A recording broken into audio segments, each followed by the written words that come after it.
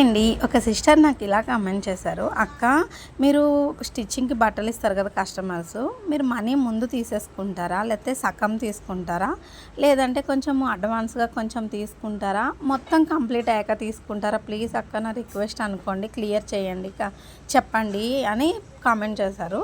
అయితే ఇప్పుడు ఇది వీడియోలో అయితే ఇంకా చాలామంది టైలర్స్ మన వీడియోస్ చూస్తుంటారు కాబట్టి మీరు ఎలా తీసుకుంటారో కూడా నాకు కామెంట్ చేయండి. నేను ఎలా తీసుకుంటానో మీకు షేర్ చేస్తాను. నేను ఫస్ట్ నుంచి కూడా నేర్చుకున్నప్పటి నుంచి స్టిచ్ చేస్తున్నప్పటి నుంచి నాకు ఎందుకోనండి ఫస్ట్ బ్లౌజ్ డబ్బులు తీసుకుంటే నాకెందుకో కొంచెం కుట్టాలన్న ఇంట్రెస్ట్ కొంచెం తగ్గినట్టుగా అనిపిస్తుంది, ఉన్నట్టుగా చెప్పాలి అంటే.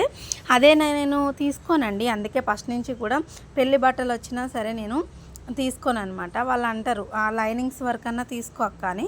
ఇక బలవంతంగా ఎవరైనా ఇస్తే మ్యాక్సిమం అయితే వర్క్ చేయించినప్పుడు అక్కడ ఇవ్వాలి కాబట్టి అడ్వాన్స్గా తీసుకుంటాను, కానీ స్టిచ్చింగ్ మాత్రం తీసుకోనండి.